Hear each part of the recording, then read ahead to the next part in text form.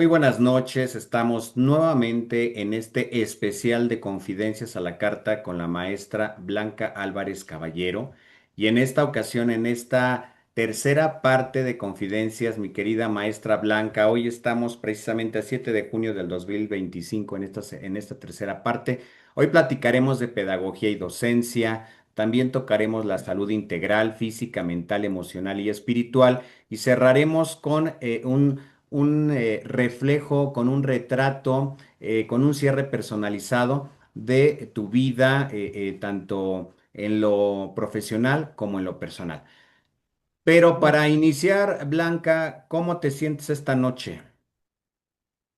Bueno, un poco cansada porque hemos realizado muchas actividades, en este caso domésticas, de ayer a hoy domésticas, y he estado leyendo un poco releyendo de las cartas de Teo, Ok, que me son inspiradoras en un rato libre que tuve, pero fue más asunto doméstico el día de hoy, bueno. porque también Pues cocino. perfecto, y eso es lo bueno que eres una mujer que está en todo, en la cocina, en la docencia, en la investigación, y en este caso, hablando de la docencia, la investigación, vamos a tocar puntos importantes dentro de la pedagogía y la docencia. ¿Cómo definirías tu vocación docente en una sola palabra y por qué?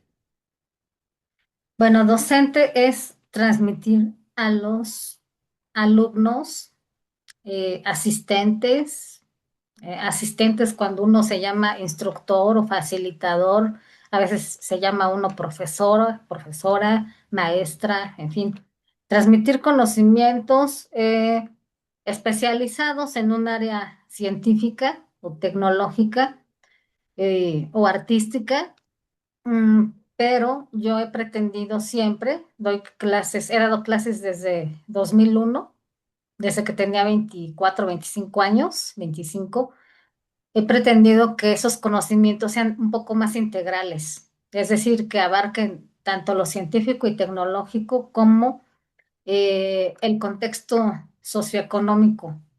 En la Mm, realidad, cómo se van a aplicar dependiendo del contexto de cada alumno y la situación emocional, llamémosle al menos generacional, de los asistentes que tengo. A veces puede mm, ser muy variado. Cuando son cursos para profesores, pues hay profesores de 30 años de edad, otros de 50 y algo, otros con un nivel socioeconómico alto, otros clase media baja. Ahí varía el asunto, pero trato de que se vean perspectivas más o menos amplias de lo emocional, lo social y lo que concierne a los contenidos. mm. Eso es lo que busco. Si bien, como siempre se dice, tendemos a tener preferencias por algunos estudiantes, ¿no? Sean los más aplicados o los más participativos o los más inteligentes, deslumbrantes, en fin, eso también sucede a veces que uno se inclina más por ciertos alumnos, así como los padres por los hijos, ¿no? A veces ocurre, que es lo que no debería de suceder. Ahora ya se está trabajando sobre eso, con las nuevas generaciones y también algo que ocurre con las nuevas, me refiero a quienes tienen 30 años de edad, por ejemplo, actualmente y son profesores o menos de 30 años de edad, ya se maneja lo de la educación emocional, el autoestima, detectar el amor propio en los estudiantes, en los alumnos, situación que no se vio cuando nosotros nos preparamos como Ok, profesores, ¿no? No se hablaba de eso. Se hablaba bueno. de trastornos psicológicos, pero no se nos hablaba de cómo tratar a esos alumnos en especial. Y ahora creo que ya hay más ventajas para ser Bueno. profesor. Y Ujú. dentro de estas ventajas, yo te diría cómo influye la literatura en la formación pedagógica de un ser humano. Bueno, yo creo que influye de manera positiva. Tienes un arma de dos filos, la literatura, a mi parecer. Todas las artes, pero especialmente la literatura porque trabaja con palabras. ¿Cuáles son estos dos filos? Una, la positiva. La positiva es que es muy amplia, muy diversa y entonces es tolerante a diferentes tipos de religión que tengan los asistentes. Supongamos que es un curso de literatura o de teoría literaria o de historia literaria o de creación literaria. Entonces uno respeta. respeta si alguien quiere hacer un poema a Buda, por ejemplo, o unos haikus estilo muy japonés, pero yo soy católica, no tengo problema. O alguien es ateo, qué sé yo. Hay muchos escritores ateos, entonces uno respeta esas creencias, por ejemplo. En ese sentido, creo que los escritores somos de mente abierta o respetamos si alguien es gay, si alguien es bisexual, en fin, preferencias sexuales, qué sé yo, y uno es respetuoso de Pero tú eso. lo haces, maestra, pero no muchos literatos ni mucha No, gente que así según está no, dentro de la conciencia no que respetan, debería por ser. ejemplo, diversidad, ¿no? Sí, que debería ser y Ujú. sobre todo en el arte, que tú Así lo es, sabes así es. como colega y amigo, lo sabes, que Ajá. debería de ser, bien lo dices. Bueno, ese es el lado positivo. Eh, el lado negativo es que gran parte de la literatura es pesimista, depresiva, gran parte de ella. Eh, agresiva a veces, si uno lee, no sé, sonetos de Baudelaire, por ejemplo, ¿no? O sea, al final tiene mucha agresión hacia las mujeres, por ejemplo. Ujú. Podemos hablar de muchos escritores y con las mujeres pasa igual, ¿no? O sea, las que tienen tendencias suicidas, por ejemplo, ¿no? Storni, Mm. Pizarnik, Anne Sexton, de las clásicas y de todos los tiempos. Yo veo Mm. ahora poetas jóvenes y sucede lo mismo. Entonces ese es el lado oscuro de la literatura, que si uno se mete a fondo y está en un momento triste o depresivo, te tira y hay mucha gente que, bueno, el propio José Revueltas, que era un hombre de izquierda, del socialismo, daba clases, se suicidó en un salón de la UNAM, en un salón de Imagínate qué clases. fuerte. Y dices, bueno, como un tipo que es socialista, que es luchador, que es revolucionario, al final hace esto, no concuerda, ahí no concuerda con una formación de tipo social y de lucha y de búsqueda y de esperanza y de vamos a seguir adelante por el país. Eso creo que no Ujú. lo haría, no lo haría o sea, no lo haría ningún líder y menos socialista. Así Pero es. sucedió ese caso como muchos otros, ¿no? Ok, maestra. Ahora, desde tu experiencia, Blanca, ¿qué es más difícil? ¿Enseñar contenidos o formar conciencias? Puedes formar conciencias. Bueno, yo creo que para todo el mundo. No quiero generalizar ni pensar por otras personas, Ah, pero transmitir transmitir contenidos o llevar contenidos a la gente es algo relativamente más fácil porque estamos formados para eso en los estudios, ¿no? En los estudios profesionales, universitarios, los transmitimos según los paradigmas, en mi caso, universitarios. Hay paradigmas. Yo di mucho tiempo clases de técnicas de investigación, de apreciación estética, de comunicación y literatura, de algunas literaturas, de teoría de la imagen, retórica, en fin. ujú. Entonces, uno está Sí, allí preparado, pero generar conciencias es un término, son términos muy fuertes que así es. implican algo lo que me dices, me preguntas, es muy fuerte, porque implica algo muy integral, que es que la persona piense, actúe, que sea congruente en ambas cosas y que pueda integrar mente, cuerpo y espíritu en lo Ok. que hace. Y Oye, eso Blanca. creo que poca gente. Ok, ahora tú cómo logras equilibrar precisamente aunado a todo lo que nos estás comentando como docente, como tu experiencia, empezaste a los 24 años como docente, ¿cómo logras equilibrar la autoridad en el aula y con la empatía hacia los estudiantes? ¿Cómo lograste esto desde tus inicios?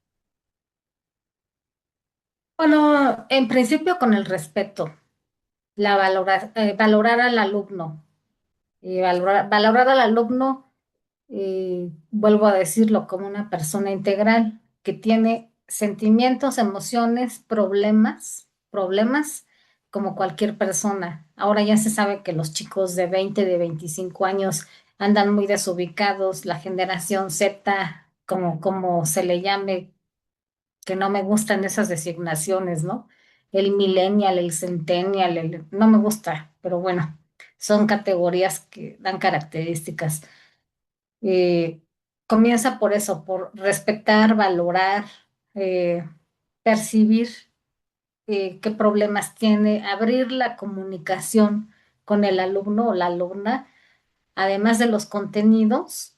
A veces lo hace uno con bromas, por ejemplo, ¿no? Empieza uno con bromas, detecta uno qué chicos hay que se ven depresivos, por ejemplo, o ansiosos, preocupados, y ellos se van acercando. A mí sí me tocó eso, sobre todo cuando yo tenía cubículos, era más fácil, porque llegaban solos, me platicaban sus problemas y había cosas fuertes, ¿no? Que se estaba muriendo uno de sus papás de cáncer, que se estaban divorciando, pérdidas, Mm. pérdidas humanas, ¿no?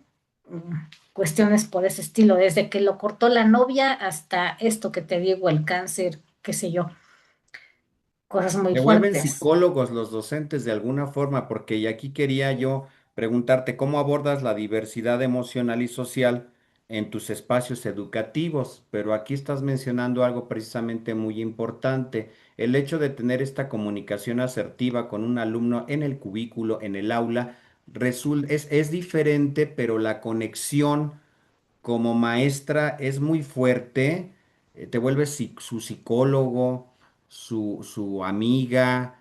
Son muchas situaciones que influyen en esta simbiosis de entender cuál es la personalidad de cada alumno. Sí, a veces es un asunto de psicología, como tú lo dices. Los que son depresivos, ansiosos o simplemente están tristes por una cuestión pasajera, ¿no? Ujú, Desde lo que te digo es que se murió mi mascota y lo sienten mucho como si fuera un hijo, qué sé yo, ujú, y van, te platican llorando y entonces uno escucha y al escuchar ellos se liberan, te piden opinión y bueno, al final uno tiene más años que ellos y ha vivido más y pues las opiniones cuentan, ¿no? ujú, Cierta empatía y hay, cada alumno también encuentra rasgos semejantes con un profesor o profesora. ujú, En esa medida también ellos se acercan porque hay alumnos que buscan al profesor o a la profesora que es más informal en su forma de vestir, por ejemplo, o otros buscan al que es más llamativo, porque ellos también son así. Yo tenía alumnos que llegaban con traje puesto, ¿no? Y les decían los otros compañeros, es que tú te equivocaste de facultad, tú deberías estar en derecho, no en arquitectura o no en comunicación. Y yo les decía, a ver, es que toleren, la forma de vestir es sí, diversa, sí, ¿no? es diversa. Entonces, una cosa es eso, lo psicológico, otra es lo que tú me decías que era la amistad. La amistad. Sí, la amistad, a mí me sucedió con dos, tres alumnos, con un alumno que era muy parecido a como somos los de humanidades, ¿no? Con Mm. rastas, con medio hippie, así. Entonces llegaba y hablábamos de películas, que creo y vi la película porque yo les puse una película de Attachment con Adrián Brody, ¿no? Yo me acuerdo Y ahorita que me gustó mencionaste, mucho. perdón la interrupción, de Hugo de la Sí. Facultad de Ciencias Políticas, Ah, tenía ya me cabello acordé, el largo. de cabello largo, que Sí, estaba en un grupo de rock o algo sí, así. Sí, ya tiene. me llevaba bien Sí, con él así también. es. Pues Bueno, tuve un Blanca, alumno acá. para ir como contextualizando todo esto, vámonos con la salud integral, física, mental, emocional y espiritual. Yo te voy a hacer una pregunta en esta segunda parte. Quisiera yo abordar muchos temas contigo, mi querida maestra Blanca. Sé que el tiempo es corto y más cuando se hacen Zooms. ¿Cómo cuida Blanca Álvarez su salud emocional en medio de las exigencias docentes y creativas? Bueno, en este momento no estoy tan enfocada en la docencia, Pero en su momento, ¿cómo lo hacías? ¿Cómo lograbas esto? unas veces mejor que otras, sí. eh, Dependiendo de la carga de trabajo. Cuando uno tiene muchas clases, cuando uno trabaja demasiadas horas, el estrés es abundante y termina uno explotando en la histeria o termina uno con burnout, con anorexia. Eso me sucedió. Entonces no lo supe tratar y también me dedicaba más a los estudiantes que a mí. Me interesaba más que ellos estuvieran bien que yo. Mis Mm. evaluaciones salían muy bien, evaluaciones que me hacían los alumnos. digamos que yo creo que me sacrifiqué de más por llamarlo de una manera, la palabra quizá no es la correcta, Pero lo pero eso fue, disfrutaste, o sea, sí, finalmente disfrutaste sí, ese sí, momento. Y ahí voy sí. a esta pregunta. ¿Tú consideras que el sistema educativo promueve suficientemente la salud mental de los estudiantes y docentes? Porque, como tú lo mencionas, pasaste por procesos de altas y bajas. ¿Se promueve esta salud mental en los estudiantes y docentes? No, se está comenzando a promover, pero yo creo que es a nivel kinder y a nivel básico, primaria. Es Mm, lo que yo estoy viendo que los gobiernos estatales y federal y nacional están trabajando con ello, pero solamente en ese, ni siquiera sé si en secundaria, pero al menos sí he visto que a nivel kinder y primaria lo hacen. Hay muchos spots, muchas campañas, muchos cursos que se ofrecen se ofertan a los profesores, se les mm, capacita para cómo tratar con ellos, a los alumnos igual, pero a nivel universitario no, porque como son universidades públicas, quién sabe, no sé las privadas si lo hacen o de qué manera lo hacen. Generalmente se enfocan en prevención de drogas o combatir a estudiantes que mm, consumen drogas, ¿no? ya. Pero digamos son casos muy aislados, por decirlo de alguna manera, pero realmente todas las personas tenemos conflictos, tenemos problemas solo que algunas no se notan tanto, pero están allí y pueden detonar con los años, como es mi caso, ¿no? Así Y en es. el momento en que uno está en la histeria, en el burnout, parece que uno no se da cuenta, uno está Mm, joven todavía. ok, Eso tiene que ver la edad que tenemos la como edad. profesores o como alumnos. Exacto. ¿No? Y ahora si nos enfocamos a la escritura, la docencia, pero ya aterrizada en la escritura. Tú eres escritora, eres investigadora. Ahora yo te haría la pregunta, ¿qué relación ves entre escribir y sanar? ¿Puede la palabra ser medicina? Eh, También es un arma de dos filos. Mm. Lo es, sí. En un primer término, sí, porque te Ujú, libera del dolor que traes. Al final, lo que se escribe en la literatura, en su mayor parte, son situaciones dolorosas. Desde el truene con una persona, con un noviazgo, pareja, hasta el duelo por la muerte de una madre, un feminicidio, por ejemplo. O sea, por eso digo que la mayor parte de la literatura es triste o dolorosa o agresiva porque lo que hacemos es liberar lo que traemos, ¿no? En así esa, es. eh, en esa parte es positiva como creadores literarios. Claro, también existen las alabanzas, las odas, la contemplación, lo sublime, que es hacer un poema a una puesta de sol, a un árbol, a comerse una fruta, instrucciones para comerse un mango. Ujú, Por ejemplo, ¿no? Eso, ujú, bueno, eso es claramente bello. Esa es la parte, digamos, la parte negativa es esto, ¿no? Digo, positiva es de liberación, o esta, liberación del dolor o contemplación de lo hermoso de la naturaleza ujú. o de algo que nos produce placer, Y hasta en la este relación sexual. placer, perdón, Pero ajá, la mm, parte negativa es que si le seguimos dando vueltas demasiado a la escritura, si le damos vueltas demasiado a la cazuela, ya entonces no. estamos rumiando Mm, pensamientos. Lo que quiere decir, desde mi perspectiva, es que hay que hacer nada más un libro de ese tema que nos duele tanto y darle vuelta a la página o carpetazo y que el siguiente libro sea otra temática. ok. O que a la par hagamos textos que sean absolutamente positivos, como esto que te decía, una oda a que amanecimos vivos o una oda al cielo con sol, algo así. Ok, Blanca. Eso es. Ahora, en este cierre personalizado, en esta confidencia, la carta de la maestra Blanca Álvarez Caballero, la amiga, la hermana, la compañera, yo te diría, si tuvieras que escribir una carta a tu primera maestra, ¿qué le dirías?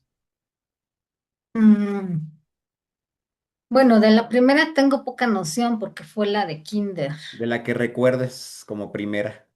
Tengo foto con la de kinder, que mi mamá dice que era muy buena persona, muy linda, y yo creo que sí, pero no la recuerdo muy bien. Recuerdo la de tercero de primaria, Cristina Derbez Almazán. Recuerdo las de primaria muy exigentes, de la primaria anexa a la normal de profesores. Eh, bueno, es que recuerdo a muchas, ¿no? Hasta Pero de ¿qué la le dirías a una facultad. en particular? ¿Qué le dirías? Bueno, ¿Quién? es que algunas les agradecería por los conocimientos. Así que tendría que decirles muchas cosas dependiendo de qué profesoras fueran o profesores. Bueno, finalmente te han dejado esos aprendizajes. No es de que sean buenos o malos, pero te han fortalecido como docente y como mujer. Ahora, ¿qué le recomendarías a los futuros docentes que desean educar con sentido humano y salud plena? Pues en primer lugar, que integren lo que tú comentaste, la transmisión de contenidos o la formación científica y tecnológica, que lo integren con esto que tú llamaste generación de conciencias, es decir, que conecten mente, cuerpo y espíritu para que en la enseñanza se promueva también las no adicciones, el no tabaquismo, el no exceso de cafeína, el tener tiempo para descanso. Hay ahora muchos libros, incluso de libros muy educativos, muy, digamos, de lectura fácil. Ayer veía a Roberto Palazuelos, por ejemplo, ¿no? Este, que dijo, este es un manual muy sencillo, salió en TikTok o algo. Pues él es un empresario. Digo, no lo veo como actor o yo, sino como empresario es muy bueno. Digo, es un libro muy bueno y lo que se necesita es descansar. Si ya te fuiste una noche de fiesta, a la segunda no te vas. Si ya Ujú, fumaste cierta cantidad, no debes rebasarla. Si tomaste algo de alcohol, porque entonces no vas a ser un buen empresario. Si lo que quieres, yo supongo que estaba en una escuela porque había alumnos así que al final de todo es mesurar, atemperar lo que uno hace, atemperar el carácter, ¿no? Para no exaltarse ni para irse abajo hacia la tristeza, hacia la depresión, no dejarnos caer hasta el fondo. Claro que no es fácil porque a todos nos sucede, pero creo que eso es lo que tendríamos que promover ujú. dentro de las clases a la par de los contenidos, independientemente de si eres maestro de matemáticas, de español, de el área que sea. Ok. Creo que eso es, sobre todo porque ahora, en estos tiempos, muchos padres de familia trabajan, entonces casi no tienen tiempo para platicar de esto con los estudiantes, con sus hijos, y esos padres de familia llegan agotados, tronados, enojados y demás. Y eso Así es lo es. que enseñan sin darse cuenta, Ok, ¿no? Blanca. Y ahora ya para cerrar, tengo dos preguntas para cerrar estas confidencias a la carta. Una de ellas, ¿hay alguna lectura que haya cambiado tu manera de entender el cuerpo, la mente o el alma? Sí, sí hay dos o tres, y esto es recientemente. Por ejemplo, uno es el libro de Luis Hay, de Luisa Hay, Cómo sanar tu vida, donde te habla cómo cada órgano del cuerpo humano, cuando te duele cualquier parte del cuerpo humano, simboliza algo sobre la vida. Si te duele un ojo o los ojos o tienes un derrame o algo, uno puede decir, estuve muchas horas frente a la computadora y por eso fue. Mm, Bueno, en realidad significa que no te gusta la realidad que ves, cierto tipo de realidad, a lo mejor la convivencia con un familiar que tienes que ver casi todo el tiempo, o en otros casos el lugar donde trabajas, estás a lo mejor en tu casa y ahí mismo y se vuelve agobiante, es eso, ¿no? Te duelen los oídos, porque una infección, no sé. pero en realidad es porque algo del ruido que hay en tu entorno te molesta. No es correcto. Esos son, son ejemplos, ¿no? Ujú, O los pies o las piernas, dice ahí, miedo a andar, miedo al futuro. Y eso es lo que a mí me pasa. Digo, sí, tengo esta enfermedad que a mí se me fue a las piernas, pero a la vez es miedo al futuro por una falta de plan de vida, de proyecto de vida que no está tan claro. Algunos sí los tengo, pero otros no. Una es Luisa Hay, otra es Marian Rojas Estapé, una psiquiatra española muy buena, que está hablando mucho sobre todo, sobre tu voz interior. Hagámosle caso a nuestra voz interior, a nuestra intuición. Está resignificando el concepto de felicidad. Eso me gusta mucho porque ella dice, la felicidad, es cómo interpretamos las cosas, no hay que buscarla en otro lado. No es lo que nos sucede, sino qué actitud tenemos frente a lo que nos sucede. Y ahí dice, cómo Nelson Mandela pudo estar tantos años encarcelado y visualizar que en algún momento saldría y llegaría a ser presidente por la esperanza, la fe que tuvo, por la resignificación de la felicidad o de la alegría. También habla de Víctor Frank, que está muy claro ese ejemplo, ¿no? Cómo estuvo en un campo de concentración y él siempre hablaba, se imaginaba futuro de manera positiva. Entonces, ella me ha ayudado mucho en estos tiempos. Eh, ella sube muchos videos, mucho contenido. El otro es un autor argentino. Ahorita, ay, se me fue el nombre, tengo el libro, pero está en otra habitación. Un autor argentino que habla de cómo vivir después de los 50 precisamente, cuando la gente se jubila, se retira, se enferma, lo que te suceda, que nos quitemos los prejuicios de, ay, me van a ver dándole de comer migajitas en el jardín municipal a las palomas y van a pensar que soy un viejito. No, pues si a ti te gusta eso, hazlo. O si tienes ganas de preparar galletas, hazlo. O de vender algo, de volver a trabajar, reactivarte, hazlo. Y no pienses que porque tienes 70 años, 60. Claro, cada quien tiene sus limitaciones, pero siempre se puede hacer algo según los recursos, las ujú. circunstancias de cada quien. Y Es eso es lo que correcto. me ha sacado a flote, además de Ok. observar cómo mis papás, por ejemplo, que son mayores, andan como reguiletes, tienen la energía que mis hermanos Ujú. y yo quisiéramos, ¿no? Entonces, Sí. eso, la motivación, porque yo sí tiendo a caerme, yo soy ansiosa depresiva, pero Ujú. observar a las demás personas que hacen algo bueno Ujú. por los demás ayuda. Ok, Y algo de eso es lo que creo que tendríamos que hacer ujú. en la docencia, ¿no? Me surge Es ahí eso. más preguntas, pero estabas hablando del miedo. Creo que todo ser humano tenemos miedo al futuro. Es esta incertidumbre que no compartimos o no estamos pensando en un presente, o pensamos en el pasado o en el futuro, pero no nos centramos en el presente. Pero yo te diría, como a todas las personas, en algún momento vamos a dejar un legado, vamos a dejar algo, hijos que pueden ser el mismo arte como hijos o hijos de carne y hueso. Mi pregunta va ligado a esto. ¿Qué legado te gustaría dejar como educadora, como escritora, como investigadora y como amiga? Porque también todos dejamos un legado a un ser querido. Bueno, como profesora, ese legado se ha ido formando a través de los años. Y yo veo ahora que mis alumnos desde 2001 en la Facultad de Ciencias Políticas, donde nos conocimos en comunicación, veo ahora que ellos son conductores de programas de cadenas importantes a nivel estatal y nacional. Veo que una de ellas es vocera bueno, ya fue, de la UAM. Eh, Veo que algunos son reporteros que trabajan en revistas conocidas, en fin, diseñadores, alumnos, exalumnos míos que también han trabajado en revistas incluso internacionales, en fin. Entonces, digamos que el legado como profesora lo observo a través de los años y me da mucha satisfacción.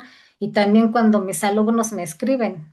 no necesariamente el día del maestro, el día del cumpleaños, o cuando subo una publicación cualquiera, a veces me dicen saludos, maestra, la recuerdo mucho cuando estuvo en la Mecameca dando clases y usted me motivó a escribir, es textual, me lo dijo un alumno, cuestiones así, entonces eso es gratificante, ¿no? Ese es el legado como profesora. Como escritora, bueno, también a través de los talleres literarios he tenido la oportunidad, ¿no? De que incluso en público ha habido escritoras, escritores pues que me han dado las gracias, ¿no? Porque han aprendido algo, porque hemos compartido, pues sí, lecturas, tallereo, en fin. Yo también agradezco a los maestros que he tenido. Y bueno, igual tú y yo sabemos que hay colegas que a los que no les caemos bien, qué sé yo, pero eso no me Normal. interesa, ¿no? Me Ujú. interesa con quienes sí hay empatía y hay retroalimentación, es la palabra, Y tiene que haber una retroalimentación. retroalimentación pura, Sí, sana, de corazón a corazón. Y sí, mencionaste algo antes, todavía tenemos unos 3 minutos, pero mencionaste que nos conocimos en el 2001. Fíjate que yo tengo un retrato tuyo desde 1995 en la Facultad de Humanidades, porque ahí en la Facultad de Humanidades conocí a la maestra Cintia Araceli Ramírez Peñalosa, a quien así le presentamos navegar la agradezco palabra. muchísimo a ella el Sí, conocimiento, creo que es de las maestras, ya cuando me enfrenté a la parte de la ujú, universidad, ella, fíjate.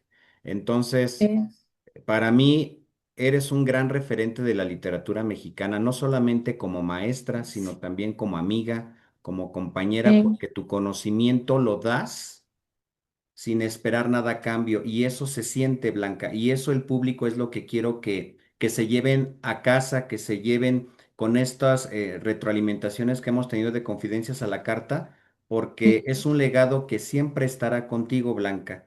Y mira, perdón que te haya interrumpido así abruptamente. Tenemos 2 minutos. ¿Qué quieres decirle al público en estos 2 minutos? Al público de Confidencias a la Carta, de este especial dedicado a la maestra Blanca Álvarez Caballero que falta muchísimo por conocer de ti, pero ¿qué mensaje le das al público, a maestros, alumnos, a compañeros, amigos, para cerrar? Bueno, primero muchas gracias a ti, a Carlos Mitru por lo que dices, nuestra amistad, primeramente nuestra amistad, la palabra retroalimentación, la palabra compartir, compartir en muchas cosas, ¿no? Vivencias personales de los dos, compartir incluso hasta nuestras dolencias, nuestros padecimientos, enfermedades, compartir momentos de alegría, lecturas literarias, la creación literaria.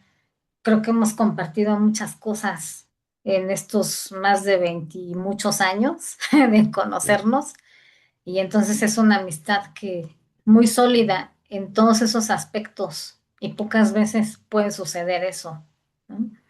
Y eso sí yo te lo agradezco siempre, porque como tú bien sabes, en este ambiente hay mucha gente envidiosa, hay gente pues mala onda, ¿no? Gente que habla por atrás, mucho en los toluqueños son así, ¿no? A veces. Ujú. Entonces, eso es lo que primeramente te agradezco a ti de manera personal, esta pues lealtad que tenemos ambos como amigos en todo ámbito, como te digo.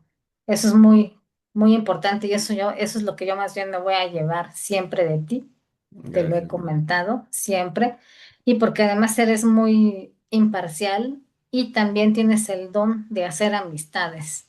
Y eres muy respetuoso, muy de mentalidad muy abierta, y eso me agrada bastante en todo aspecto.